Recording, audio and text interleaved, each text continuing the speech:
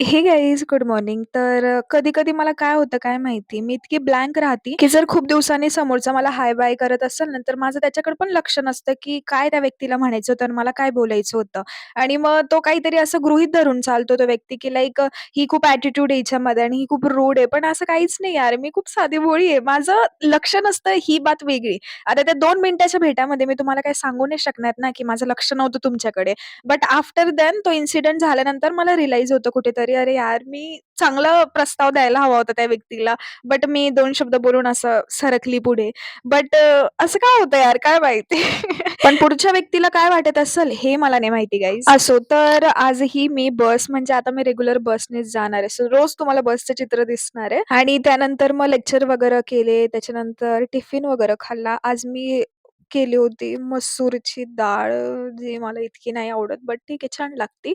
But ठीक आहे, म्हणजे नाही आवडत बट स्टिल मला आवडतं. म्हणजे काय चालू काय माझ्या जीवनात. त्याच्यानंतर मी येताना ना काही आसामी लोकांचा लूक बघितला आणि ना आज तर ऑटोमध्ये माझी बल्ली-बल्ली होती. लिटरली म्हणजे त्या माणसानी काहीच बसवले नव्हते. अशी मला लोकं आवडतात यार, जे ना पैशांकडे नाही बघत, टाईमाकडे बघतात. आता मी काय एवढं फोर्स नव्हता केला, की दादा मला लवकर जायचंय, पटा, असं-असं करा.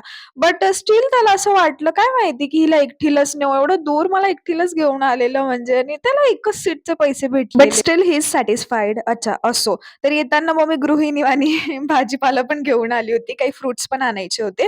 त्यानंतर ना गाईज आज मी आहे ना एक युनिकसा फ्रूट आणला होता. फ्रूट आय थिंक फ्रूटमध्ये येतं का नाही मला नाही माहिती ते. बट मी ना हे खूप रेअर म्हणजे मी तिसऱ्यांदा असं काहीतरी खात असेल. याला कवटं का खवटं असं काहीतरी बोलतात व्हॉटएव्हर इट इज. बट ना हे असं सॉल्टी आणि असं आंबट वगैरे लागतं. याच्यामध्ये ना गूळ टाकून खावं लागतं आणि खूप छान लागतं. इफ तुम्हाला माहिती असेल तर माहिती असेल. If you know, you know आणि नसेल माहिती असेल तर नक्की ट्राय करा. छान लागतं. आणि ह्या फ्रुटचं एक वैशिष्ट्य असं, की मला ना कधीपासनं हे माहिती झालं आणि ना ह्या फ्रुटचं वैशिष्ट्य असं आहे, की मला आहे ना ह्याबद्दल कधीच माहिती झालं नसतं, जर माझ्या आईने बंगलोमध्ये याचं झाड नसतं लावलं. कारण जेव्हा आम्ही नागपूरवरनं 2 महिन्याच्या सुट्टीवर आईकडे यायचो, आम्ही खूप एन्जॉय करायचो हा फ्रूट कारण बंगलोमध्येच होता आमचा. आता तर सध्या तिने सगळं काही रेंटवर दिलंय म्हणून त्याचा काही आपला संबंध नाही. बट आम्ही खूप एन्जॉय करायचो. आता जर मी कधी तिकडे गेली ना द्वारकाला, तर मी तुम्हाला नक्की दाखवेन. आता गाईज व्लॉगची एंडिंग मागेच होणार होती. तुम्ही बघितलीच असेल किसवाली क्लिप.